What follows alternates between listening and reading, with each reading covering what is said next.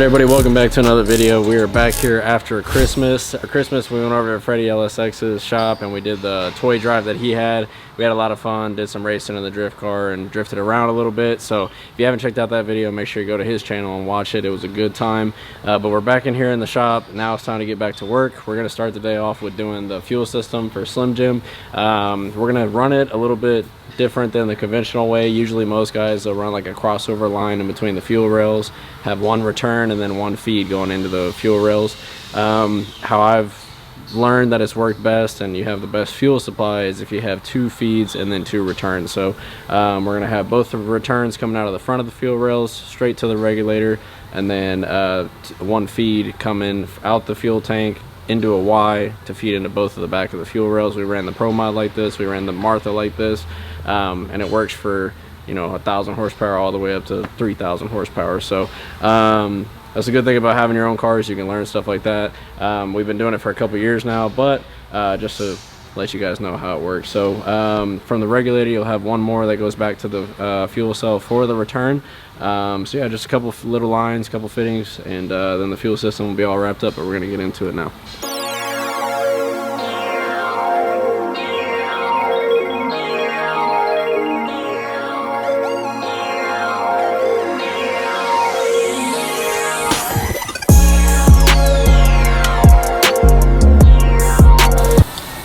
Always remember to blow out your lines, kids.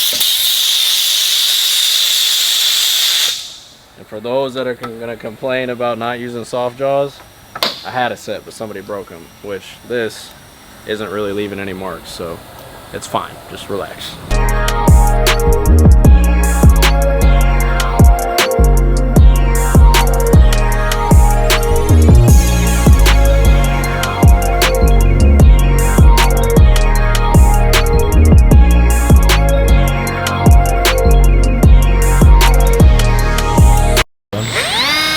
Yes, we're almost done. It's the last line. The boot ones, the thick ones. Your mom got you cozy socks. Yeah, for Christmas. She got me cozy socks for Christmas. I've reached that age where I don't get cool things anymore. I just get socks for it. I'm gonna wear those socks. I just don't get cool things anymore. Too old.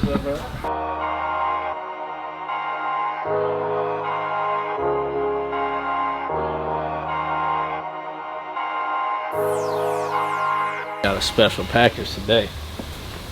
My boys over at Turbo Smart. I was holding off on this, I didn't want to say anything, but we went to PRI and we talked to a bunch of companies. Turbo Smart is one of the guys that we talked to and worked out a little bit of a deal for our girl Martha. So I'll show you guys, the package finally showed up. We'll see what's in this box. Also sent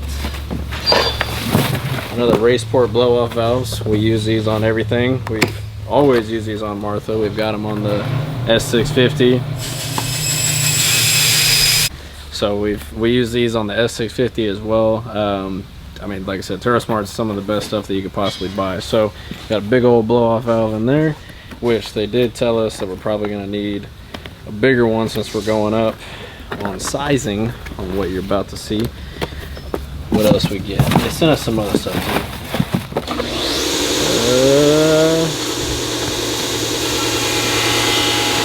So they also sent a fuel pressure regulator. Martha's got a mechanical fuel pump on it. So we run a Aeromotive fuel pressure regulator, which has been perfectly fine, but TurboSmart said, look, we're gonna hook you up. We want you to run everything that we offer. So Martha is basically gonna have the whole TurboSmart catalog. S650 already has it. Let's open this bad boy up.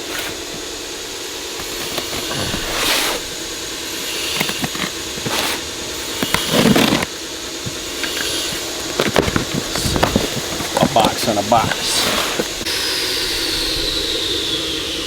Engineered to win, baby. Let's get this thing out of here.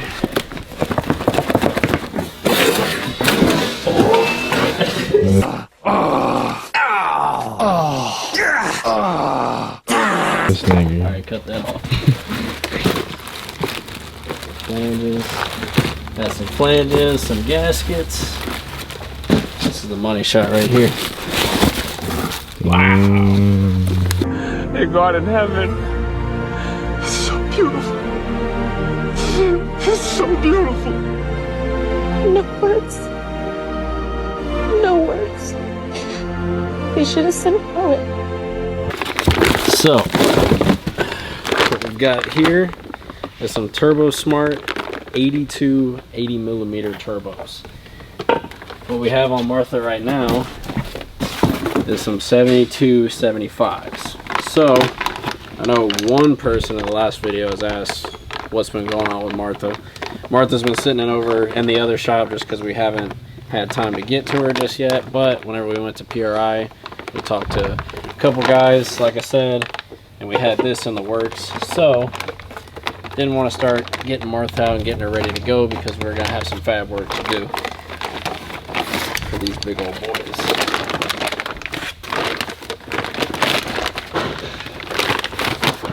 There she is with an 82 80mm.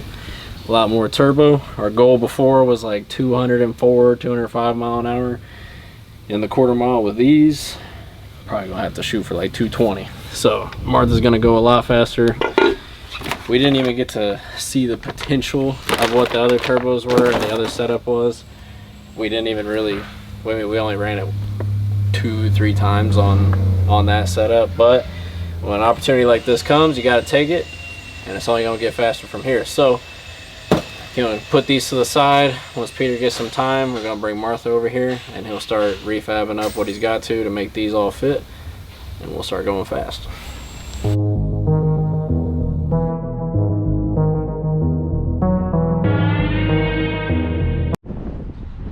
What is up, everybody? Welcome back to another day.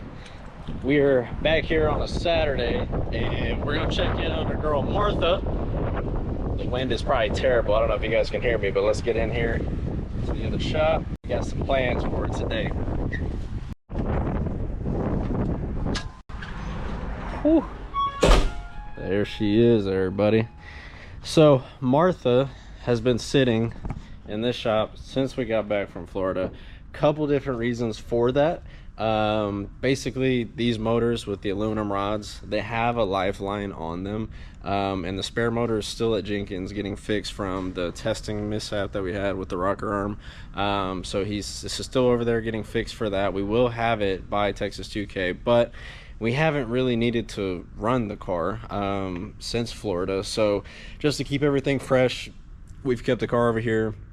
Haven't been trying to go race it, haven't been trying to go run it, just because we don't really need to, and we want to keep everything as fresh as possible for TX2K.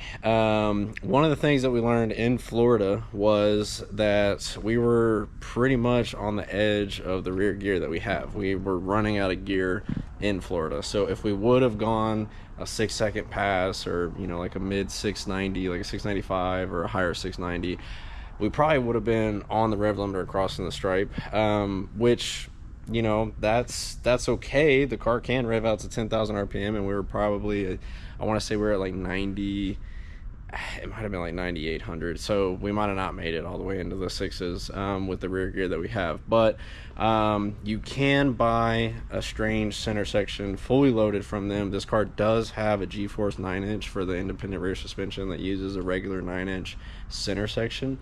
But those are $2,600. I don't want to spend $2,600 when I already have most of the parts in the car.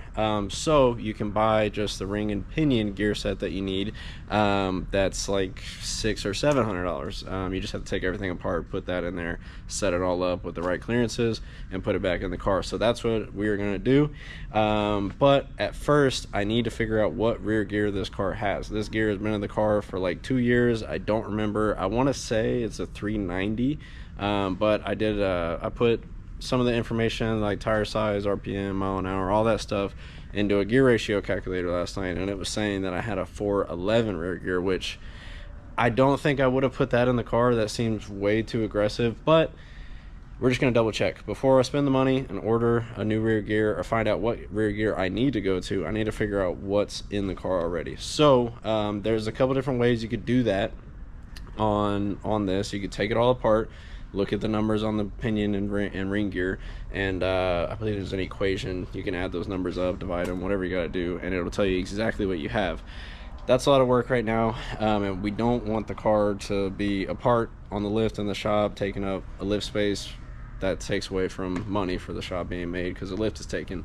So there's another way that you can do it. You can put a mark on the tire. So basically you can do it on the inside or the outside. We'll probably do it on the inside, but we'll use the outside as an example. So let's say I wanted to use this R as my point of example. I would put a piece of tape or a mark on this R right here.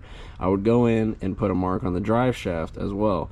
And so for each tire rotation, for each drive shaft rotation before this mark gets back to the same spot, that adds to your gear. So let's say this the drive shaft rotates 3 times for this to get back to the same exact mark as where I started at, then that means that I would have a 3.0 rear gear.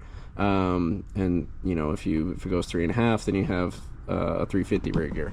So that is what we're gonna do right now. I've only done this once before in my life, but I believe that's how it works. I could be wrong, but we're gonna do that and see what number we end up with. And if it's close to a 390, then I was right. And then we'll be able to order the gear that we need. So let's get to it.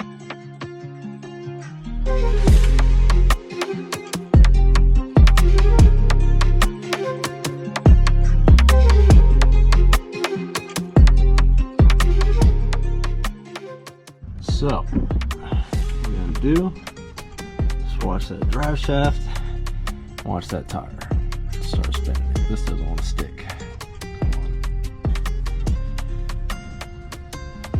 Okay, that's 1 rotation, that's 2, there's 3, tire's coming back, that's a half. And tires back on the mark. And that is almost full 4 rotations. So as I thought, this is looking like it's got a 389 to like 390 rear gear ratio.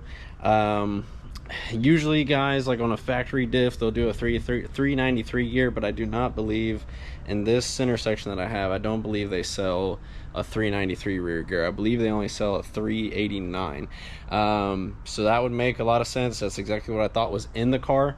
Now I can go ahead and do the calculations and everything and figure out the new rear gear ratio that I need for the mile an hour we're trying to go and the RPM that we're trying to reach at the finish line stripe. Another thing with these new turbos going on, they're a lot bigger. We can make a lot more horsepower with them. And as I said earlier in the video, these turbos that we have on right now, we haven't even reached the maximum of them yet. And we were already on 52 pounds of boost. With these bigger turbos, we're going to be making more horsepower. It's going to be easier to go faster, and that's why we need a longer rear gear ratio. Because if we're going to go faster and we're already nearing the edge of the rear gear that we have, we need a longer rear gear. Simple as that. So I'm going to go do some calculations. One thing I did want to let you guys know is this is my Pro Stock car. This was a Pro Stock 2014 RJ Mountain Motor Pro Stock car. I got this about 6 years ago, and we've had it on multiple different iterations trying to get finished, and you know, things happen, time doesn't really line up for us, so we took it to a couple of people to finish it out, and we did get some work done on it, and the car did run, but we had some issues on the fuel tech setup. It's not fuel tech's problem. Fuel tech, I'm going to use it on Slim Jim. I don't have an issue with them. There was just issue with how it's put in, I guess you could say. But all it needs now is to be wired, and I know Holly. That's what I'm most used to. Merkle Motorsport, the tuner, Dylan, he tunes a lot of Holly stuff. He tunes everything, but Holly is more of his bread and butter, and it's also a system that I am very familiar with. I know how to operate through the system, or navigate through the system, I guess you could say, if it needs to, things need to be diagnosed or looked at, or things need to be changed, and Dylan's busy, and I don't need to bug him. I can just go ahead and check it myself. So that's why we're putting this car on a Holly. in the middle of January, it's going to South Carolina to get wired up. So this will be 6 long years in the making.